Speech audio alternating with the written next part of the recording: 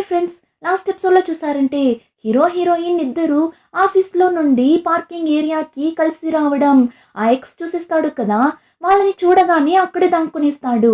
కానీ హీరోయిన్ హీరోతో కలిసి కారులో వెళ్ళడం చూసి ఎవడు వాడు, వాడితో కలిసి కారులో వెళ్తుందేంటి అని ఇప్పుడు వాళ్ళ వెనకాలే ఫాలో అవుతూ వెళ్తుంటాడు. హీరో హీరోయిన్ ని బ్యూటీ ప్యాలెస్ కి పిలుచుకుని వెళ్తుంటాడు. ఇప్పుడు ఆ ఏరియా లోపలికి కూడా వెళ్ళిపోతాడు. కానీ వెనకాలే వెళ్ళిన ఈ ఎక్స్ ని మాత్రం లోపల పంపించడం లేదు.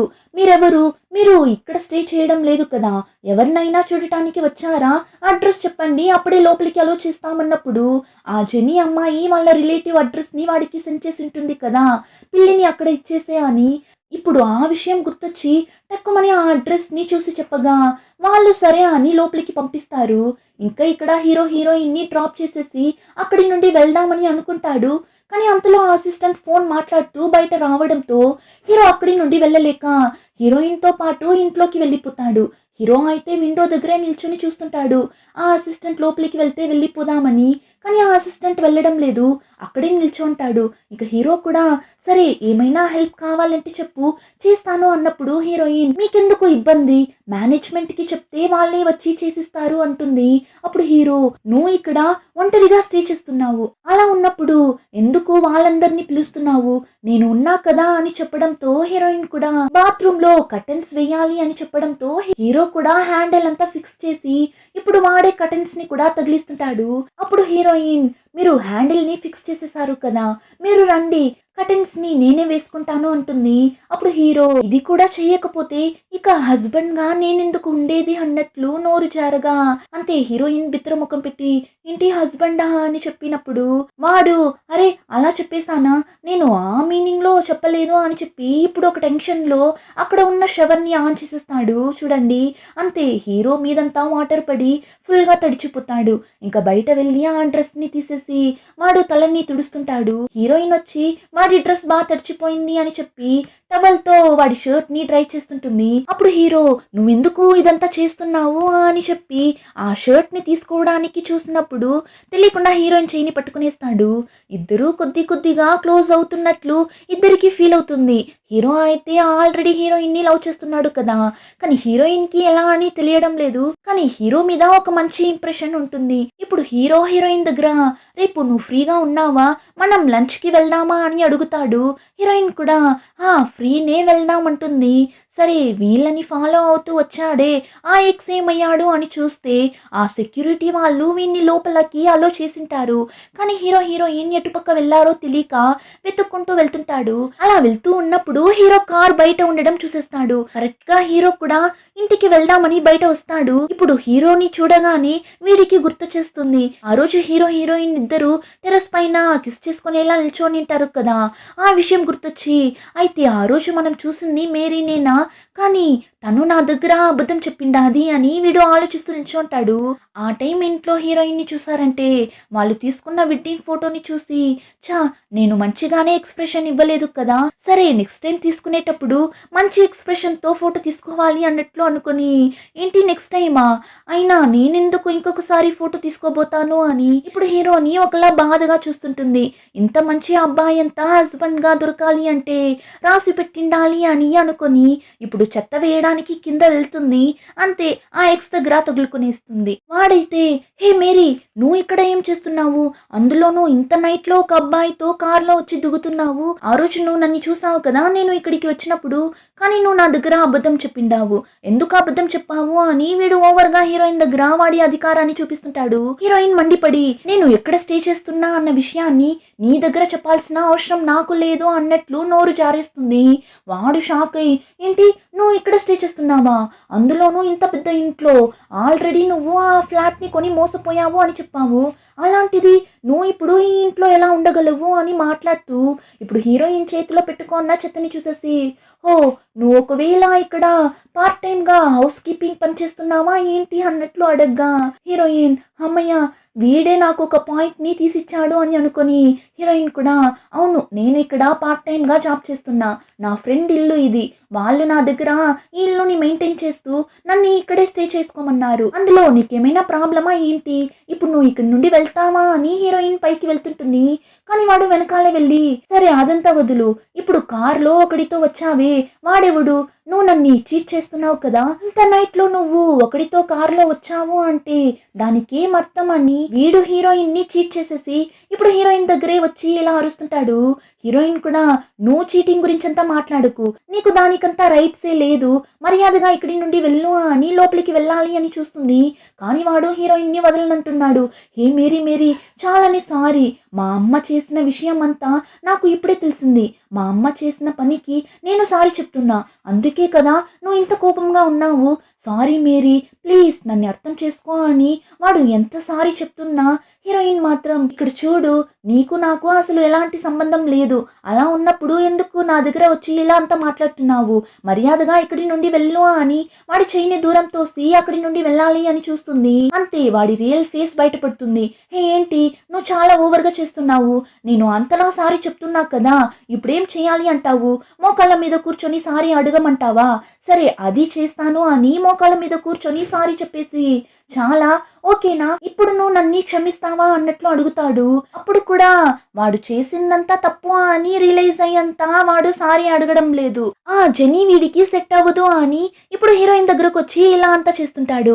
హీరోయిన్ అయితే రే నేనెందుకు నీ సారీని యాక్సెప్ట్ చేయాలి, ఫస్ట్ నువ్వు ఇక్కడి నుండి వెళ్ళు అని డోర్ ని ఓపెన్ చేసి లోపలికి వెళ్తుంది చూడండి. అంతే వీడు ఫాస్ట్ గా వెళ్ళి డోర్ ని క్లోజ్ చేయనివ్వకుండా పట్టేసుకుంటాడు.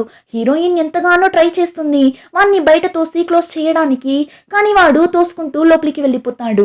నాకు బాగా తెలుసు నువ్వు ఆ అబ్బాయి కోసమే కదా నన్ను వద్దు అని చెప్తున్నావు, అదిలా నువ్వు నేను విడిపోయి 1 month కూడా కాలేదు, అంతలో ఇంకొక అబ్బాయిని చూసుకున్నావు, ఇదంతా నేను యాక్సెప్ట్ చేయలేను, నువ్వు నన్ను చీట్ చేస్తున్నావు, వాడు ఈ ఇంట్లోనే కదా స్టే చేస్తున్నాడు అని ఇల్లంతా తిరిగి తిరిగి చూస్తుంటాడు. యాక్చువల్లీ హాల్లోనే కదా హీరోయిన్ తీసుకున్న పెళ్లి ఫోటో ఉంది, ఆ ఫోటోని ఎక్కడ వీడు చూసేస్తాడేమో అని హీరోయిన్ ఒక పక్క అంతలా భయపడుతుంటుంది. ఇప్పుడు ఆ ఫోటోని వాడు చూడకూడదు అని చెప్పి 3 సార్లు క్లాప్ చేస్తుంది చూడండి.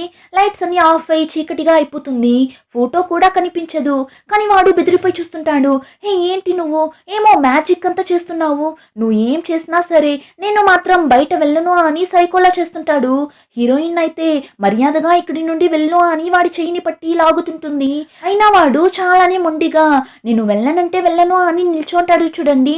అంతే హీరోయిన్ తెలియకుండా చెయ్యిని వదలడంతో అలానే అక్కడే డమాలని కింద పడి వాడి చెయ్యికి బాగా దెబ్బ తగిలేస్తుంది. ఇంకా హీరోయిన్నే వాడిని హాస్పిటల్ కి పిలుచుకొని వెళ్ళి జాయిన్ చేస్తుంది. డాక్టర్స్ చెక్ చేసి చేతికి చిన్నగా ఫ్రాక్చర్ అయింది, సో దగ్గరుండి అతన్ని చూసుకోండి అన్నట్లు చెప్పి వెళ్ళిపోతారు. ఆ టైంలోనే అవ్వని చూపిస్తారు. ఇప్పుడు అవ్వని చూడటానికి హీరో అంకుల్ ప్లాన్ చేసి ఒక ఎంప్లాయీని చంపేశాడే మిస్టర్ కో, ఆ మిస్టర్ కో వైఫ్ వస్తుంది అవ్వ దగ్గర మాట్లాడాలి అని. ఇప్పుడు హీరో అంకుల్ కూడా ఆమెని చూసేసి ఏమో మంచోడు ఇలా మాట్లాడుతుంటాడు, ఎలా ఉన్నారు ఏం విషయం ఇంత దూరం వచ్చిండారు అని అడిగినప్పుడు ఆమె కూడా ఏం లేదు ఒక ముఖ్యమైన విషయం గురించి చైర్మన్ దగ్గర మాట్లాడాలి అని వచ్చాను అని చెప్పి ఇప్పుడు ఆమె లోపలికి వెళ్తుంటుంది. అప్పుడే ఆమె చేతిలో ఉన్న ఒక ఫైల్ని ఆ అంకుల్ చూస్తాడు. ఇప్పుడు ఆ ఫైల్ని చూడగానే ఆ అంకుల్ అంతలా భయపడతాడు, ఏం ఫైల్ అయింటుంది అది అని. ఇప్పుడు అది ఏం ఫైల్ అని చూస్తే కంపెనీలో డబ్బులు చాలానే మిస్ అవుతుంది అని మిస్టర్ కో కనిపెట్టింటాడు కదా, దానికి సంబంధించిన డాక్యుమెంట్సే అది, అవన్నీ ఇంట్లో దాచిపెట్టింటాడు. అతని వైఫ్ ఇంట్లో ఆ డాక్యుమెంట్స్ ఉండడం చూసి ఏమైనా ముఖ్యమైన డాక్యుమెంట్స్ ఏమో అని తీసుకొని వెళ్ళి ఇప్పుడు ఆ డాక్యుమెంట్స్ని అవ్వ దగ్గర ఇవ్వగా అవ్వ కూడా ఆ డాక్యుమెంట్స్ని చూస్తారు. ఎక్కడ ఎలా డబ్బులు మిస్ అవుతుంది అని అవ్వకి ఇప్పుడు బాగానే అర్థమవుతుంది.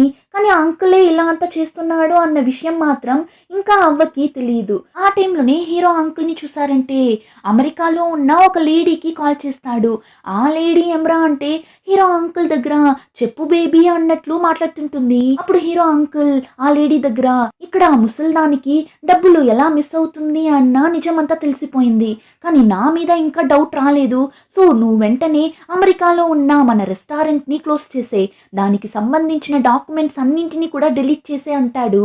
యాక్చువల్లీ ఈ లేడీ ఎవరో కాదు, ఈ అంకుల్కి సెకండ్ వైఫ్ లా ఉంది. అంతేకాకుండా వీళ్ళిద్దరికి 8 ఏళ్ల వయసులో ఒక బాబు కూడా ఉన్నాడు. సో ఈ అంకుల్కి అమెరికాలో ఇంకొక ఫ్యామిలీనే ఉన్నట్లు ఉంది. ఇప్పుడు అలానే కట్ చేస్తే హీరోయిన్ని చూపిస్తారు. హీరోయిన్ అయితే ఊరికే అనవసరంగా తన వల్లనే వాడు పడిపోయాడు అని ఆ ఎక్స్ ని దగ్గరుండి మరీ చూసుకుంటూ ఉంటుంది. వాడి అమ్మ చెల్లి ఇద్దరు టూర్ కి వెళ్లారంట. దానివల్ల ఇప్పుడు వాడు నీ వల్లనే కదా నేను కింద పడ్డాను, సో ప్లీజ్ నువ్వే నన్ని చూసుకోవాలి, నువ్వు వెళ్ళిపోతే నన్ని చూసుకోవడానికి ఎవరున్నారు అని పాపంగా ముఖాన్ని పెట్టుకొని అడగ్గా హీరోయిన్, నువ్వే నా పర్మిషన్ లేకుండా ఇంట్లోకి వచ్చి నా దగ్గర గొడవ పడ్డావు, నువ్వు అలా చేసిన దానికి నేను నీ మీద పోలీస్ కంప్లైంట్ కూడా ఇవ్వచ్చు తెలుసు కదా అన్నప్పుడు వాణ్ణి చూసారంటే, నువ్వు ఎప్పటి నుండి ఇలా మనసాక్షి అన్నది లేకుండా మాట్లాడటం నేర్చుకున్నావు, ముందంతా నువ్వు ఇలా లేవే, చాలా మంచి అమ్మాయిగా కదా ఉన్నావు అన్నప్పుడు హీరోయిన్, అవునవును ముందంతా నువ్వు ఏం చెప్పినా పిచ్చిదానిలా నేను సైలెంట్ గానే ఉంటాను కదా, అందుకే నీకు మంచిదానిలా కనిపించుంటాను అన్నప్పుడు వాడికి ఇప్పుడు ఏం చెప్పాలో తెలియక, మేరీ నాకు చాలానే ఆకలిగా ఉంది, తినడానికి ఏమైనా తీసుకుని వస్తావా అని అడగ్గా హీరోయిన్ కూడా అంతా నా టైం, తీసుకొని వస్తాను ఉండు అని తీసుకొని వచ్చేస్తే మళ్ళీ యాక్టింగ్ చేయడం స్టార్ట్ చేస్తాడు. అయ్యో నా వల్ల తీసి తినడానికి కూడా కావడం లేదు, చెయ్యి చాలా నొప్పిగా ఉంది అని చెప్పడంతో ఇంకా హీరోయిన్నే వాడికి తీసి తినిపిస్తుంటుంది. అప్పుడు వాడు, సరే ఓకే నేను నువ్వు చేసిందంతా క్షమించేస్తాను, ఇద్దరం తప్పు చేశాం, సో ఇద్దరు అందులో నుండి బయటపడి కొత్తగా మళ్ళీ మన లైఫ్ ని స్టార్ట్ చేద్దాం, సంతోషంగా మన లైఫ్ ని జీవిస్తాం, ఏంటి ఓకేనా, నువ్వు వేరొక అబ్బాయితో తిరిగిందంతా నేను మర్చిపోతాను అంటాడు. హీరోయిన్ టెన్షన్ అయ్యి, నువ్వంతా అసలు ఎప్పటికీ మారవు, సో నువ్వు ఈ సాకుతో నా దగ్గర అడ్వాంటేజ్ తీసుకోవాలి అని ట్రై చేయకు అన్నట్లు చెప్పేస్తుంది. ఆ టైంలోనే హీరో హీరోయిన్ ఇద్దరు నెక్స్ట్ డే బయట లంచ్ కి వెళ్దామని డిసైడ్ అయ్యారు కదా. సో హీరో రెస్టారెంట్ లో వెళ్ళి వెయిట్ చేస్తుంటాడు. హీరోయిన్ హాస్పిటల్లో ఉన్న విషయం తెలియక ఆ టైంలోనే డాక్టర్ అమ్మాయిని చూపిస్తారు. తను ఆ అసిస్టెంట్ దగ్గర వాడి కోట్ ని తీసుకుని వెళ్ళి ఇస్తుంది. వాడు తీసి చూస్తే కోట్ తో పాటు చాక్లెట్స్ కూడా ఉంటుంది. యాక్చువల్లీ ఆ రోజు ఒక అబ్బాయి డాక్టర్ అమ్మాయిని తప్పుగా వీడియో తీశాడు అని అసిస్టెంట్ ఆ అబ్బాయిని బాగా కొట్టింటాడు కదా, వాడు అలా కొట్టడం డాక్టర్ అమ్మాయి చూసింటుంది. సో ఇప్పుడు థ్యాంక్స్ చెప్పే విధంగా చాక్లెట్స్ ని పెట్టి ఇస్తుంది.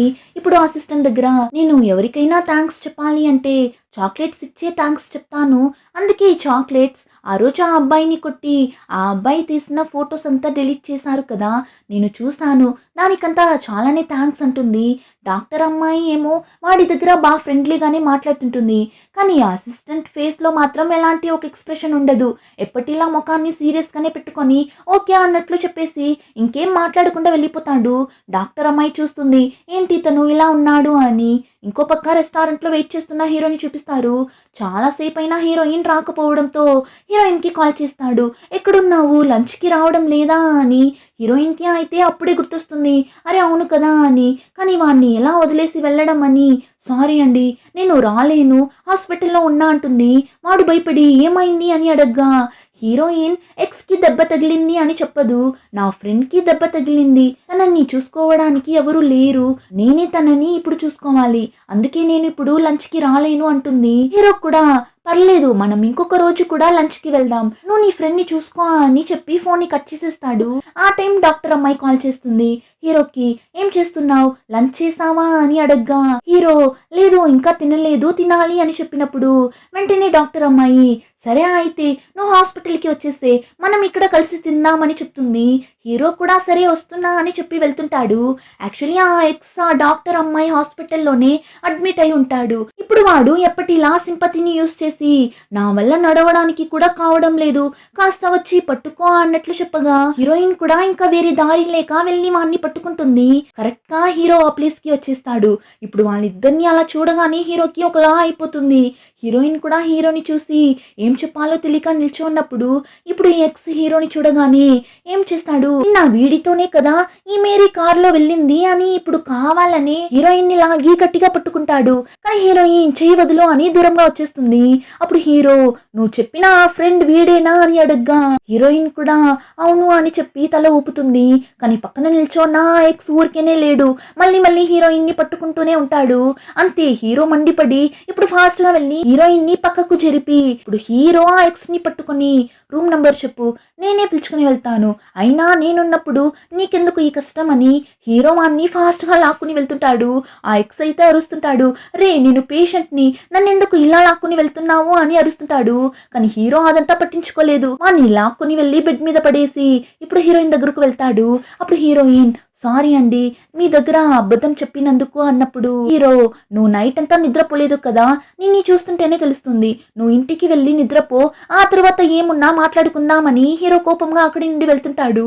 అప్పుడు హీరోయిన్, మీరు నా మీద కోపంగా ఉన్నారా ఏంటి, ఎందుకు ఇలా వెళ్ళిపోతున్నారు అని అడిగినప్పుడు హీరో, నేను కోపంగా అంతా లేను, అలా అని నేను నార్మల్గా కూడా లేను, నువ్వెందుకు నిన్న నైటే నాకు కాల్ చేసి ఈ విషయం గురించి చెప్పలేదు, పొద్దున్న కాల్ చేసినప్పుడైనా చెప్పిండొచ్చు కదా, అయినా నువ్వెందుకు ఇక్కడ కూర్చొని వాడికి సేవలు చేస్తున్నావు అని అడగ్గా హీరోయిన్, నేనేం ఆశపడి అంతా వాడిని చూసుకోవడం లేదు, వాడిని చూసుకోవడానికి ఎవరూ లేరు, వాడి ఫ్యామిలీ ఊర్లో లేదంట, నాకు వాడిని అలానే వదిలి వెళ్ళడానికి మనసు రాలేదు అన్నప్పుడు హీరో టెన్షన్ అవుతాడు. నీకెందుకు మనసు రావడం లేదు, వాడెంత వేస్ట్ ఫెలో అసలు, వాడి వల్ల నువ్వు ఎలా అంతా సఫర్ అయ్యావు, అలాంటిది వాడి మీద జాలి చూపిస్తున్నావా, వాడి మీద ఇంకా నీకు ఫీలింగ్స్ ఉందా ఏంటి అని అడగ్గా హీరోయిన్, చా అలా అంతా ఏం లేదు, నా కళ్ళ ముందే అలా పడిపోవడం వల్ల నాకు అలానే వదిలి వెళ్ళడానికి మనసు రాలేదు, అయినా మీరే కదా చెప్పారు ఒకవేళ వాడికి నిజం తెలిసి వస్తే వాడితో కలిసి మనం ఆ ఇల్లుని కాపాడుకోవాలి అని చెప్పారు కదా, సో మీరు చెప్పినట్లే కదా చేస్తున్నాను, వాడికేం ఇంకా నిజం తెలియదు, కానీ వాడిని ఇప్పుడు నేను ఇలానే వదిలేసి వెళ్ళిపోతే అంతే, ఖచ్చితంగా ఆ ఇల్లు ఎవరిది, ఎవరు ఓనర్ అని వాడు ఇన్వెస్టిగేట్ చేయడం స్టార్ట్ చేస్తాడు, అందుకే ఇప్పుడు వాడి పక్కన ఉండి చూసుకుంటున్నా అన్నప్పుడు హీరో, అవును నేను అప్పుడు చెప్పాను, కానీ నాకిప్పుడు నువ్వు చాలా నచ్చినట్లు ఉన్నావు, దానివల్ల నువ్వు వాడితో ఇలా ఉండడం చూస్తుంటే నాకు చాలానే బాధగా ఉంది అని హీరోయిన్కి వాడి మనసులో ఉన్న ఫీలింగ్స్ని ఈ రకంగా చెప్పేస్తాడు. హీరోయిన్కి ఏం చెప్పాలో తెలియక షాకింగ్గా చూస్తుంటుంది. అలానే ఎపిసోడ్ కంప్లీట్ అవుతుంది. రిమైనింగ్ స్టోరీని నెక్స్ట్ ఎపిసోడ్లో చూద్దాం. ఇంకా ఈ వీడియో నచ్చితే like, share and subscribe. Thank you.